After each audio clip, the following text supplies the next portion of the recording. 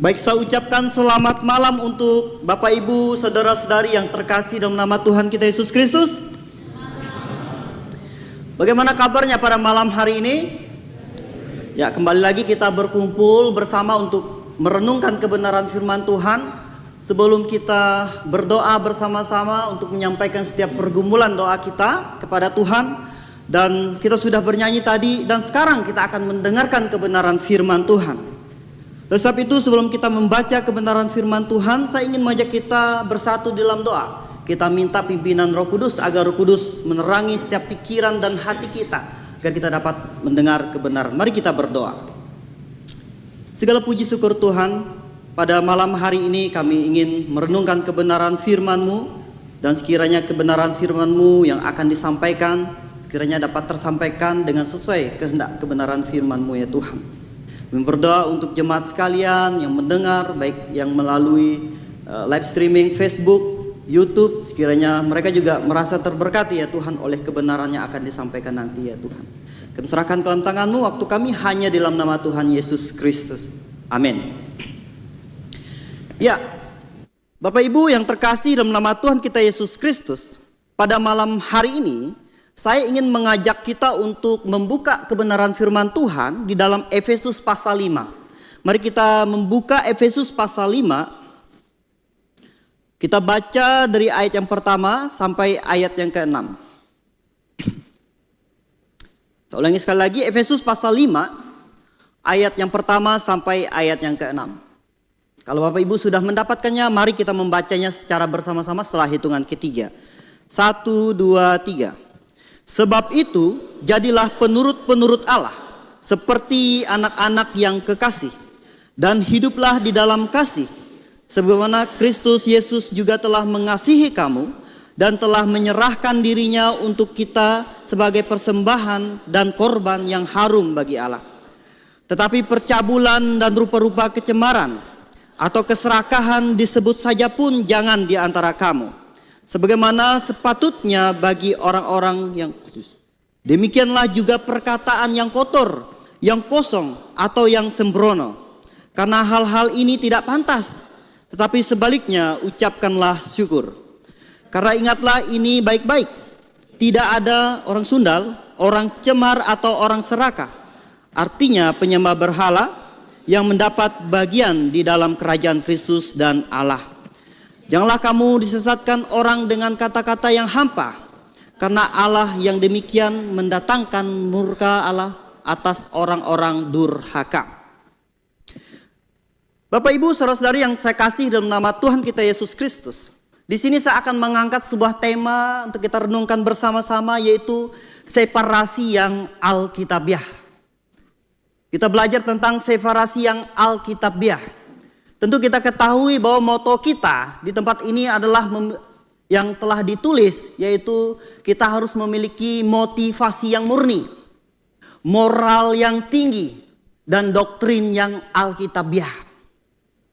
Dan mengenai ketiga hal ini, itu juga mencakup yang kita imani pada saat ini, yaitu kita harus memahami kalau orang Kristen itu harus tahu 3 fondasi iman begitu. Yaitu mengenai doktrin keselamatan, doktrin Alkitab, dan doktrin gereja. Kalau di antara ketiganya ini timpang Bapak Ibu yang sekasih dalam nama Tuhan kita Yesus Kristus, maka dua ini nggak bisa jalan begitu. Begitu timbal balik sebaliknya. Ini akan kalau doktrin keselamatannya tidak beres begitu, maka doktrin-doktrin yang lain juga berpengaruh. Terlebih kalau dia tidak diselamatkan, bagaimana dia bisa mendasari imannya di dalam Alkitab begitu. Oleh sebab itu, separasi yang alkitabiah. Tentu ada banyak gereja-gereja di luar sana, saya tidak menyebut nama-namanya begitu, yang memiliki pengajaran yang lumayan bagus, baik secara teologianya begitu, bahkan hal-hal prinsip-prinsip lainnya. Ada yang bagus, ada yang tidak begitu. Ada yang standar pengajarannya, ada yang agak mendalam sedikit begitu. Namun akibat dari tidak menekankan yang namanya separasi, ini kebanyakan gereja-gereja, apalagi yang aliran dari baptis, banyak sudah terkontaminasi oleh pengajaran-pengajaran yang salah begitu. Banyak runtuh oleh tidak apa? Tidak menseparasikan pengajarannya. Saudaraku yang terkasih, namun pada kesempatan ini saya ingin mengajak kita untuk melihat mengenai separasi apa yang dikatakan oleh kebenaran firman Tuhan. Kalau saya kalau saya memberi pengertian dari kata separasi ini, jadi separasi ini berarti memisahkan diri begitu. Memisahkan diri, mengasingkan diri, dan juga mengeluarkan diri dari satu kesatuan begitu. Dalam kamus bahasa Indonesia juga memberi pengertian juga seperti itu. Jadi artinya separasi adalah tindakan memisahkan diri dari sesuatu agar tidak lagi menjadi satu bagian dari kesatuan itu. Jadi kita memisahkan diri. Ini pengertian dari separasi. Jadi dalam pandangan Alkitab, separasi memiliki makna rohani yang paling dalam sebenarnya. Nah, jadi separasi ini bukan hanya sekadar menseparasikan fisik kita. Jadi separasi juga mengajarkan tentang separasi dalam pikiran dan hati kita. Itu harus perlu kita separasikan terhadap pengajaran dan dunia yang jahat ini. Jadi di sini dalam pandangan Alkitab, separasi memiliki makna yang dalam, saya katakan tadi. Ini artinya bahwa memisahkan diri dari dosa. Banyak orang tidak mengerti apa itu makna dari separasi. Biasanya orang berkata, oh separasi. Nah, jadi kalau separasi terhadap dosa, kalau kita berkata bahwa separasi itu separasi terhadap dosa. Orang biasa berpikir mengenai separasi ini, mereka berpikir separasi ini menjauhi orang dari dosa. Maksudnya menjauhi orang yang berdosa, Jadi menjauhi orang yang berdosa dengan menjauhi dosa itu dua hal yang berbeda, Bapak Ibu. Jadi yang Alkitab ajarkan itu apa? Yaitu menjauhi dosa, bukan menjauhi orang yang berdosa. Tahu dikatakan di ayat yang pertama tadi, sebab itu jadilah penurut-penurut Allah seperti anak-anak yang kekasih. Dan hiduplah di dalam kasih sebagaimana Kristus Yesus juga telah mengasihi kamu. Kristus mengasihi kita. Baik orang berdosa dan juga orang yang tidak berdosa Yesus kasihi. Namun dalam kasih Kristus, Kristus menuntut bagi orang yang percaya itu lebih dalam lagi begitu. Orang yang percaya tentu memiliki sebuah jaminan tentang keselamatan. Mengenai jaminan keselamatan itulah dapat diperoleh melalui Yesus Kristus. Ini akan lebih dalam lagi kita mempelajari mengenai separasi ini. Jadi kita diingatkan kembali di dalam 2 Korintus pasal 6 ayat 17, saya baca untuk kita. 2 Korintus pasal 6 ayat 17. Sebab itu keluarlah kamu dari antara mereka dan pisahkanlah dirimu dari mereka, firman Tuhan. Dan janganlah menjamah apa yang najis, maka aku akan menerima kamu. Jadi keluarlah kamu dari antara mereka. Kita disuruh keluar dari antara orang yang berdosa. Sekali lagi saya ingatkan bahwa kita tidak menjauhi orang yang berdosa, tetapi kita menjauhi sifat dosanya begitu. Nah, dosanya yang kita jauhi, yang kita hindari. Nah, poin yang pertama yang ingin saya bagikan untuk kita, yaitu separasi moral. Kita harus memiliki sebuah separasi moral. Jadi Alkitab mengajarkan separasi terhadap moral. Jadi separasi terhadap moral ini adalah separasi terhadap dosa yang saya katakan tadi. Bukan terhadap orang yang berdosa. Nah, mengenai separasi ini, kenapa kita harus menseparasi terhadap moral kita? Separasi artinya separasi terhadap dosa. Kenapa kita harus menseparasikan dosa ini? Nah, jawabannya, karena kita sudah menjadi orang-orang kudus. Kalau orang sudah menjadi orang kudus, artinya dia sudah dimiliki oleh Tuhan. Hatinya sudah ada Roh Kudus, dimeteraikan oleh Roh Kudus. Artinya yang dia hidupi sekarang bukan lagi hidup sebagaimana adanya dia manusia. Tetapi dia hidup karena dia hidup di dalam Tuhan. Ada Roh Kudus dalam hati. Oleh sebab itu kita dituntut bahwa kuduslah kamu sebab aku kudus. Banyak teologi yang berkata bahwa Kalau mau masuk surga harus kudus begitu. Ya, secara kalau kita mengerti tentang doktrin tentang kekudusan, kita mengerti. Namun mereka itu mengarah kepada karakter dan sifatnya harus kudus. Orang berkata bahwa kamu kalau mau masuk surga harus kudus. Sampai banyak orang mengasingkan diri ke gunung-gunung. Kalau di daerah saya sana banyak cerita-cerita. Kalau mau kudus atau mau cari ilmu, itu harus bertapa di gunung begitu.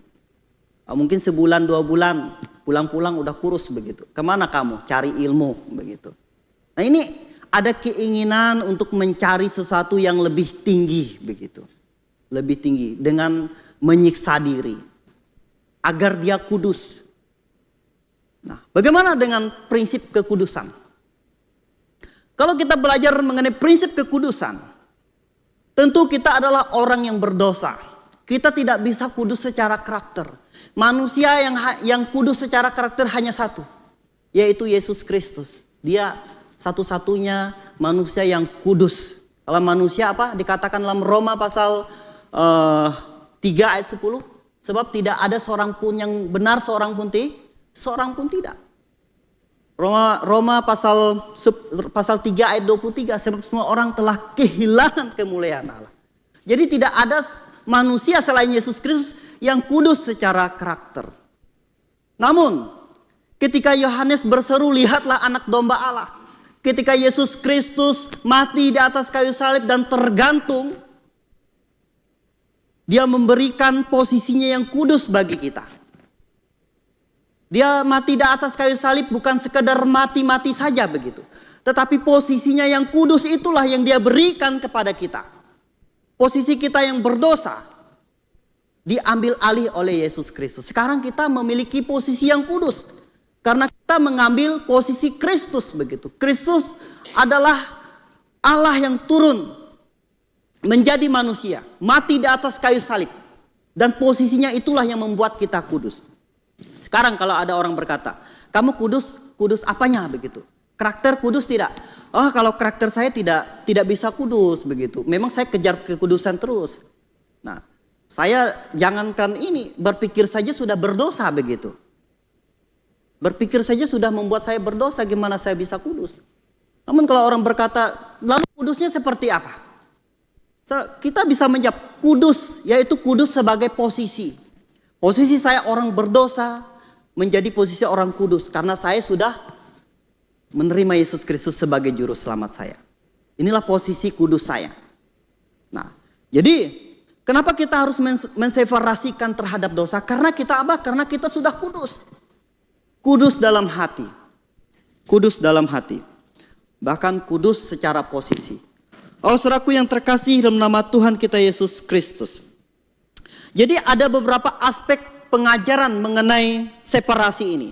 Jadi prinsip-prinsip yang Tuhan ajarkan bisa ke segala aspek mengenai separasi ini. Bisa aspek secara pribadi atau etis begitu. Separasi moral menekankan keputusan untuk hidup benar menurut hati nurani dan nilai moral yang tinggi. Ini mengenai aspek pribadi begitu. Menekankan nilai yang murni dalam diri kita. Apa contohnya? Ya, tentu kita tetap jujur meskipun beresiko tinggi begitu. Ya, dalam hal dunia pekerjaan banyak hal begitu. Bahkan juga tujuannya apa? Tujuannya untuk menjaga integritas dan kemurnian hati kita. Ini tujuan kita untuk apa? Untuk separasi terhadap moral ataupun terhadap dosa. Kita menjaga supaya hati kita tetap suci dan kehidupan kita tetap murni begitu. Motivasi kita untuk melayani Tuhan tetap murni. Jadi mari kita menseparasikan, kita memilah mana yang bisa kita pakai, ambil, pelajari, mana yang tidak. Karena sekarang di media sosial sudah banyak sekali, banyak bukan menawarkan tentang kebenaran, tetapi banyak menawarkan tentang hal-hal yang tidak baik. Tapi sekarang mari kita pakai hal itu dengan apa? Dengan mengambil makna rohaninya. Ada juga aspek sosial. Aspek sosial ya ini menjaga jarak dari pengaruh sosial. yang buruk serta memilih pergaulan yang membangun. Ya, pergaulan banyak sekali, saudaraku yang terkasih. Namun yang membangun itu sekian persen yang membangun. Karena seperti dunia ini saya ibaratkan seperti magnet begitu. Dia menarik. Kalau besi didekatin ke magnet, dia langsung tertarik begitu. Tertarik. Begitu juga dengan kehidupan kerohanian kita. Kalau kita tidak menjauhkan diri dari dunia, kita malah tertarik oleh dunia. Nah, ini yang membuat kita harus menseparasikan diri, baik dalam hal sosial. Contoh yaitu tidak ikut dalam kebiasaan menggosip begitu. Tidak ikut dalam mabuk dan lain sebagainya. Ini banyak terjadi di kalangan ibu-ibu sebenarnya. Cuman ibu-ibu di sini saya akui, saya harap semuanya tidak menjadi penggosip begitu. Nah, tapi kebanyakan kehidupan yang ada di luar sana, bahkan tidak jauh di kampung saya, setelah pulang gereja begitu, baru aja kakinya melangkah keluar dari pintu gerejanya begitu, baru melangkah keluar. Baru 1 depa, 2 depa udah ngomongin orang begitu. Si Anu kenapa suaminya tidak ini ikut ke gereja? Lalu yang satu bilang, pantasan dia nggak ikut karena dia lagi cari lihat jeratnya di hutan sana gitu. Jadi lagi lihat jeratan. Jadi lebih mementingkan jeratnya ketimbang ke gereja hari Minggu. Jadi kebanyakan kalau di gereja-gereja saya yang lama, itu kebanyakan ibu-ibu yang hadir. Makanya tidak salah juga kita mengatakan bahwa ibu-ibu yang aktif ke gereja, ibu-ibu yang banyak berpidato, berkhotbah di gereja. Laki-lakinya disuruh berdoa aja malah sembunyi-sembunyi begitu. Nah, ini kita alami begitu. Ini akibat daripada tidak menjaga separasi terhadap sosial. Ya, saudaraku yang terkasih dalam nama Tuhan kita Yesus Kristus. Apa tujuannya untuk menjaga aspek sosial ini? Tujuannya yaitu menjadi teladan dan membawa dampak positif di lingkungan sosial kita. Kita bukan hanya membawa dampak positif di dalam setiap lingkup orang yang sudah diselamatkan. Kita juga membawa dampak positif bagi orang-orang yang belum diselamatkan yang ada di sekitar kita. Ya. Saya masih teringat cerita tentang Pak Andrew begitu. Kan saya sering cerita. Jadi Pak Andrew sekolah, orang lihat Pak Andrew baik begitu. Kehidupannya, ya kan. Jadi ada temannya tertarik. Ini mau ke gereja begitu. Nah, ini salah satu contoh yang sangat baik. Begitu juga dalam kehidupan kita sebenarnya. Kita tidak kalah juga dengan Pak Andrew, harusnya begitu. Kita juga menunjukkan hal-hal yang baik begitu. Ya, contoh saudara Brian tuh ada di sana. Saya dapat satu orang yang saya PA di Cikarang, itu karena sifat Brian begitu.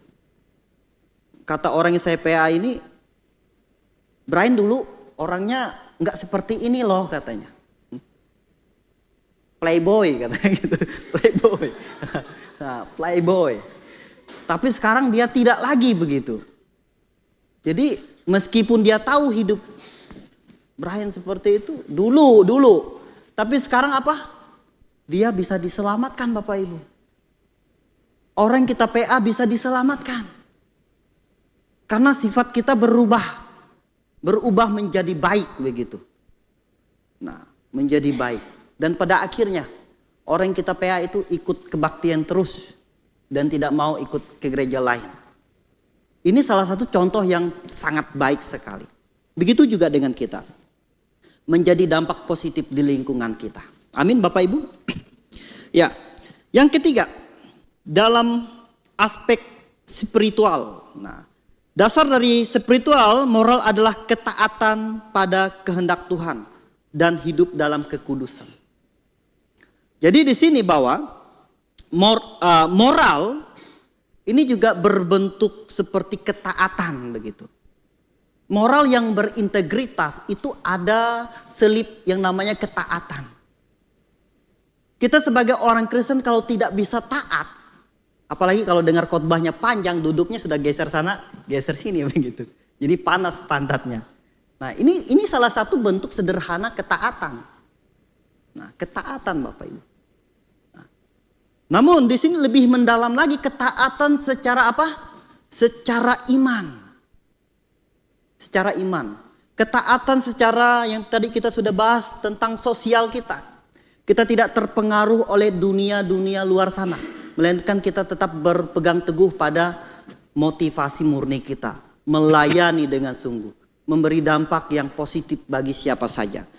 Ya, dampak selanjutnya. Aspek selanjutnya maksudnya. Yaitu aspek praktik kehidupan sehari-hari. Jadi separasi moral harus tampak dalam tindakan nyata. Tadi saya sudah singgung, bukan hanya tindakan nyata, bukan hanya dalam pikiran, tetapi harus ada dari tindakan kita langsung. Tindakan langsung. Jadi di sini separasi moral harus tampak dalam tindakan nyata, bukan hanya dalam pikiran atau niat saja. Ya banyak orang banyak niatnya, banyak berpikir banyak niatnya, tetapi tidak nampak dalam kehidupannya. Mau ini, tetapi tidak dilakukan. Nah, tidak dilakukan. Jadi hanya tampak dan niat saja dalam pikiran. Tidak ada tindakan dalam kehidupan. Oh, saudaraku yang terkasih dalam nama Tuhan kita Yesus Kristus.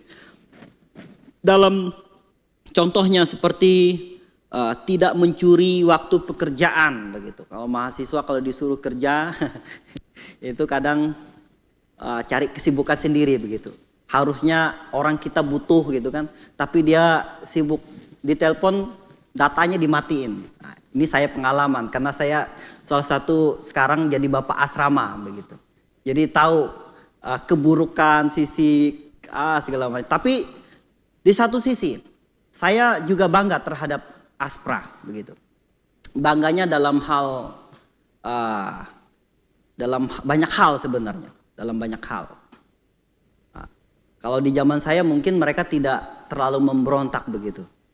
Nah, tapi di zaman saya, kalau di zaman yang lain, tapi di angkatan seniornya lagi begitu. Itu lebih mereka berani sama bapak asramanya.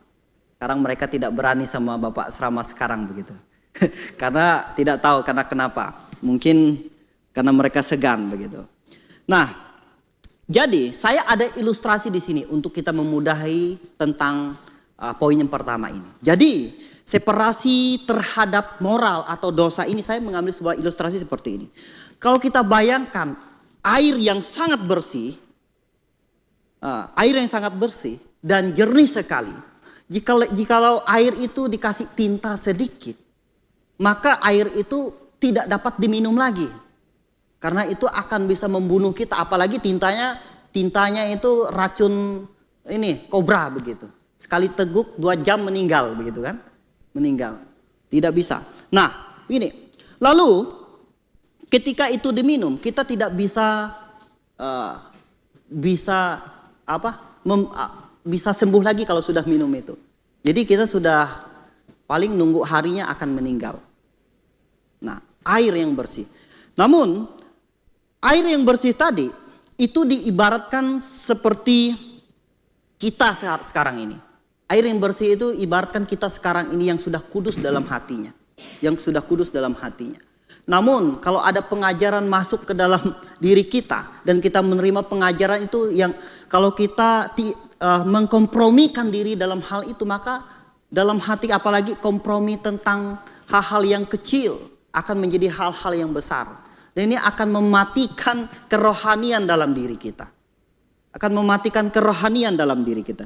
Jadi sedikit dosa yang dibiarkan, yaitu seperti dosa kebohongan, iri hati, atau kebiasaan-kebiasaan buruk kita begitu. Ini akan mencemari seluruh hidup kita. Akan mencemari seluruh hidup kita. Apalagi dosa yang dikatakan dosa yang sangat dijauhi oleh orang harusnya, yaitu dosa perzinahan begitu. Ini sudah banyak terjadi mengenai dosa perzinahan. Kalau sudah ketahuan ini akan melekat dalam dirinya.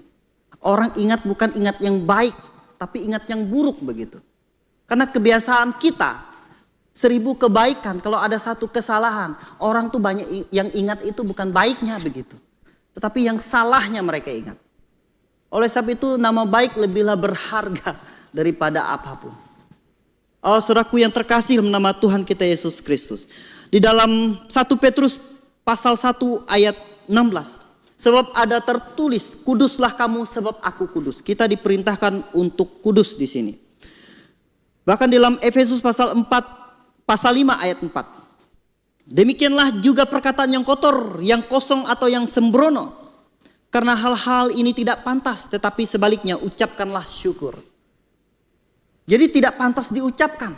Yang pantas kita ucapkan ialah mengucap syukur terhadap apapun yang terjadi. Jangan mengucap kalau terjadi sesuatu yang tidak baik dalam hidup kita, lalu banyak kita menyalahkan Tuhan. Tuhan tidak perlu disalahkan. Tuhan tidak pantas disalahkan. Yang salah itu kita sendiri. Kita sendiri. Oh Bapak Ibu yang terkasih dalam nama Tuhan kita Yesus Kristus. Kita lanjut poin yang kedua, yaitu separasi terhadap doktrinal. Ini agak ada kesamaan dari separasi terhadap dosa tadi. Namun separasi terhadap doktrinal ini lebih mendalam lagi tentang dosa, tentang doktrin-doktrin dasar kita. Tadi saya sudah singgung, menseparasikan diri terhadap doktrinal. Oh banyak pengajaran-pengajaran yang banyak sekali. Ada pengajaran yang berkata bahwa menghilangkan apa itu namanya keilahian Yesus Kristus. Tidak percaya doktrin Tritunggal. Yang doktrin Tritunggal yang Alkitabiah. Jadi banyak hal pengajaran-pengajaran yang mereka tolak sebenarnya. Bahkan tidak percaya Yesus menebus semua manusia. Sudah nyata ayat-ayat yang sudah dikatakan di dalam 1 Yohanes pasal 2 ayat 2. Yesus menebus dosa seisi dunia. Namun mereka bilang sebagian manusia diselamatkan. Ini doktrin-doktrin yang memang bukan hanya salah begitu. Kalau sudah menyangkut keselamatan itu bisa dikatakan itu pengajaran yang sesat Bapak Ibu. Oleh sebab itu kita harus memperhatikan pengajaran mengenai doktrin separasi doktrinal ini. Pengajaran tentang separasi doktrinal ini. Ini perlu kita perhatikan. Jadi banyak kelompok-kelompok yang mengajarkan hal itu. Nah, jadi separasi doktrinal merupakan tindakan menjaga kemurnian doktrin kita. Doktrin Alkitab, doktrin keselamatan, doktrin gereja. Itu kita jaga murni. Tidak boleh dikamirkan, tidak boleh dicampur. Tidak boleh dicampur. Kalau kita melihat dalam 2 Yohanes pasal 1, saya baca untuk kita, 2 Yohanes pasal 1 ayat 10 sampai 11. Jikalau seorang datang kepadamu dan ia tidak membawa ajaran ini, janganlah kamu menerima dia di dalam rumahmu. Dan janganlah memberi salam kepadanya. Sebab barang siapa memberi salam kepadanya, ia mendapat bagian dalam perbuatannya yang jahat. Jadi di ayat ini, tadi saya sudah katakan, kita harus mengerti bahwa kita harus menseparasikan dosanya bukan orang. Saya tekankan lagi. Nah, tapi di ayat ini menegaskan bahwa kalau sebab barang siapa memberi salam kepadanya, ia mendapat bagian dalam perbuatannya yang jahat. Kalau kita lebih gali lebih dalam lagi, ini maksud ayat ini memberi salam ini artinya dia mau kompromi terhadap orang itu. Jadi dia sudah hidup di dalam orang itu.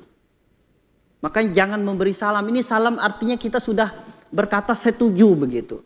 Saya menyetujui. Jangan memberi salam. Jangan menyetujui begitu. Nah, jangan menyetujui. Nah, dalam 2 Korintus juga pasal 6 ayat 14 juga ditegaskan lagi.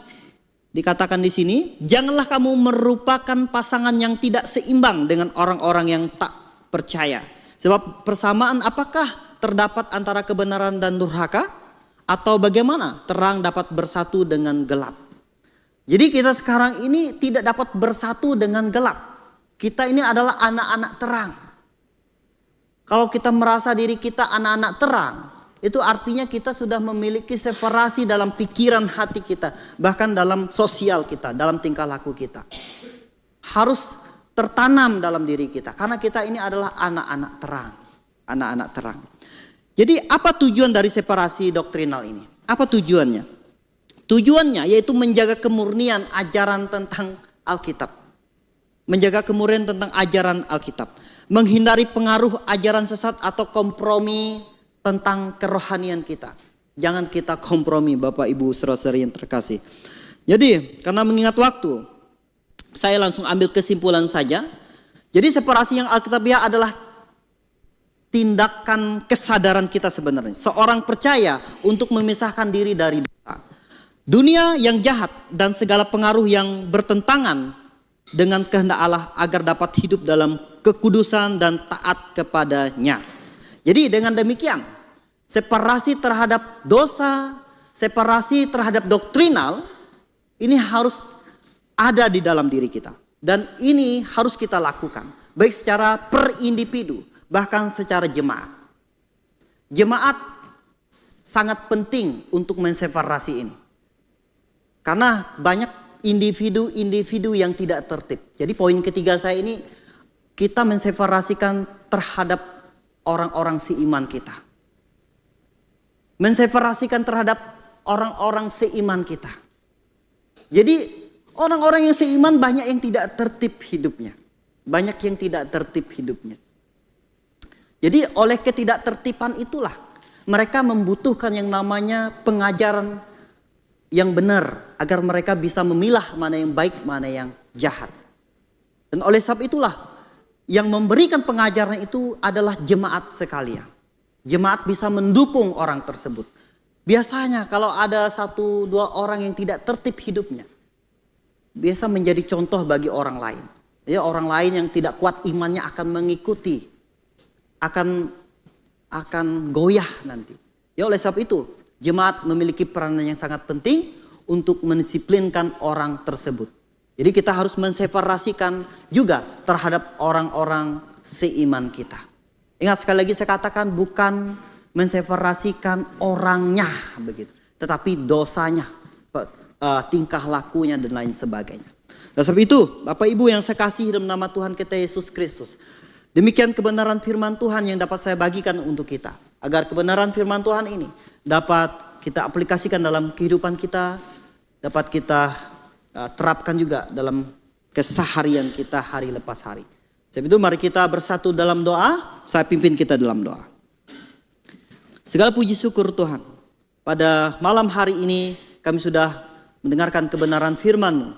Sekiranya kebenaran firman-Mu ini dapat kami aplikasikan dalam kehidupan kami, dan apapun yang kami lakukan saat ini dan nanti ya Tuhan, biarlah semuanya berkenan di hadapan-Mu ya Tuhan. Kami serahkan ke dalam tangan-Mu hanya dalam nama Tuhan Yesus Kristus. Amin.